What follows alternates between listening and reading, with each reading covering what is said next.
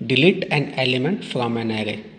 जैसे हमने किसी एरे में कोई नया एलिमेंट इंसर्ट करना सीखा था, उसी प्रकार हम एरे में से किसी भी एलिमेंट को डिलीट कर सकते हैं। ठीक है, एरे में से दो तरीके से एलिमेंट डिलीट किए जा सकते हैं।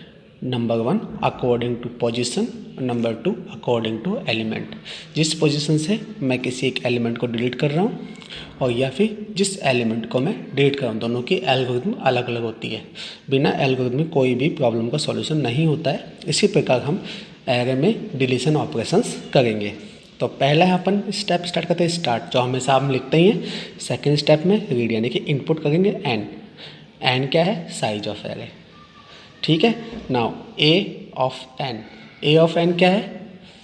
यानी कि यहाँ पर हमने जो एन की वैल्यू ली है उसी के अकॉर्डिंग उतने ही नंबर ऑफ एलिमेंट्स अपन इनपुट कर लेंगे किसी एक एरे के अंदर। ठीक है, थर्ड स्टेप के अंदर हम पोजीशन डिसाइड करेंगे कि किस पोजीशन से मुझे एलिमेंट को रिमूव करना है। जैसे कि मैंने स्टार्टिंग में आपको बताया था, दो तरीके से डिलीशन किया जा सकता है। पहला अकॉर्डिंग टू पोजीशन और second according to element.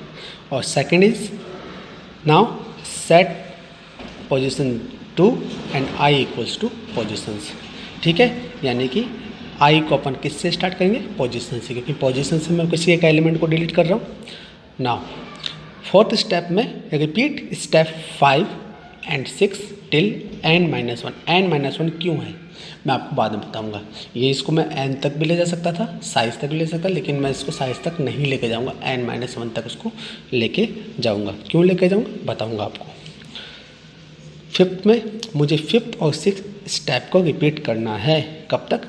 n-1 तक। यानी पोजीशन सपोज मेरे पास 2 है तो आई को कहाँ से स्टार्ट करना है? पोजीशन से, यानी कि आई को 2 से स्टार्ट किया। एन की वजह सपोज मेरे पास 5 है तो 2, 3, 4 तक मुझे इटरेशन कंप्लीट करनी है, यानी कि 3 इटरेशन मेरे को यूज में लेनी है। 2, 3, 4, 5 तक मुझे मूव नहीं करना है। ठीक है, नाउ स्टेप 5 के अंदर आई इक्वल्स टू i+1, यानी कि आई की इंडेक्सिंग पर मैं i+1 की इंडेक्सिंग की वैल्यू को ओवरराइट कर दूंगा। जैसे ही मैं ओवरराइट करूंगा वैसे ही मैं i को इंक्रीज कर दूंगा। अब i की वैल्यू 2 से कितना हो जाएगी? 3 में कन्वर्ट हो जाएगी। फिर वही सिचुएशन i के अंदर i+1, वही सिचुएशन ओवरराइट करनी है, यानी कि i की वैल्यू 3 है तो 3 + 4, तो 4 इंडेक्सिंग की वैल्यू 3 पोजीशन पर ओवरराइट कर देनी है।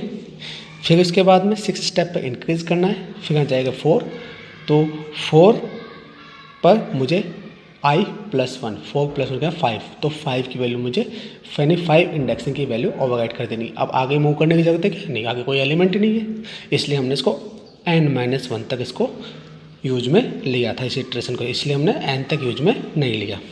ठीक है, जब मेरे पास ये सारी वैल्यू मेरी और सारे ऑपरेशंस कंप्लीट हो जाएंगे, सारी इटरेशन कंप्लीट हो जाएगी, उसके फिर बाद में n में से एक वैल्यू डिक्रीज करनी है। क्यों? क्योंकि जब किसी भी एलिमेंट को मैं डिलीट करूँगा तो उसकी साइज़ कम होगी। इंसर्ट करते हैं तो साइज़ इंक्रीज होती है, यहाँ पे क्या हो जाएगी? साइज़ डिक्रीज होगी, इसलिए n-1। और डिस्प्ले ए ऑफ आई को हमने डिस्प्ले कर दिया, क्लोज कर दिया। सिंपल से एल्गोरिथम है, आई होप आपको समझ में आई होगी। अब मैं अच्छे से समझ में नहीं आए तो अब मैं एक बार अच्छे से डायग्राम के थ्रू आपको बता देता हूँ। सपोज मेरे पास ए ऑफ 5 है, यानी कि 5 एलिमेंट्स मेरे पास 7, 12, 4, 5 और 8। ठीक है, ये सारे क्या हैं? आपके एलिमेंट्स हैं, जिसके अंदर n की वैल्यू कितनी है? 5। तो ऑब्वियसली n की वैल्यू 5 है तो 5 एलिमेंट्स इसमें अपन इंसर्ट किए। पोजीशन क्या है? 2, और i की वैल्यू क्या है? 2, क्योंकि मुझे पता था, मैंने बताया था आप पोजीशन जितनी होगी उतनी ही i की वैल्यू होगी, तो i की वैल्यू भी क्या है? 2। क्लियर? इसके बाद में यहाँ पर ये मेरे पास ये एलिमेंट्स है, इसकी इंडेक्सिंग 1, 2, 3, 4, 5, यानी कि इस इंडेक्सिंग से मुझे इस इंडेक्सिंग की पोजीशन पे 12 है, इस 12 को क्या करना? मुझे डिलीट करना है। इस 12 को करना मुझे डिलीट करना है, इसकी जगह मुझे इसको इसकी जगह से मुझे इसको हटा देना है। ठीक है, ये करेंगे। रिपीट करेंगे स्टेप, क्या कैसे कैसे रिपीट करेंगे, i equals to position to n minus one. मैं आपको बता चुका हूँ n माइनस वन क्यों, क्योंकि जब यहाँ पर 4 तक हम पहुँचेंगे तो 4 + 1 पे जाएंगे 5 पर, तो 5 की वैल्यू अपन को यहाँ पर कॉपी करनी है। जब 5 की वैल्यू कॉपी कर देंगे तो आगे कोई एलिमेंट है क्या, नहीं है, इसलिए अपन को n तक इसको लेके नहीं जाएंगे। यदि लेके जाएंगे तो लास्ट में 0 अपनी तरफ से पुट कर देगा, प्रॉपर तरीके से आपको सॉल्यूशन नहीं मिलेगा। ठीक है, इसके बाद में हम आगे मूव करते हैं। तो देखिए जरा किस तरह डायग्राम के थ्रू मैंने समझा रखा है। डायग्राम के थ्रू समझाने के लिए मैंने सिंपल तरीका अप्लाई कर रखा है इसके अंदर। देखिए ये मेरी पोजीशन है, इसको मुझे कहाँ तक लेके जाना है, 4 तक लेके जाना है।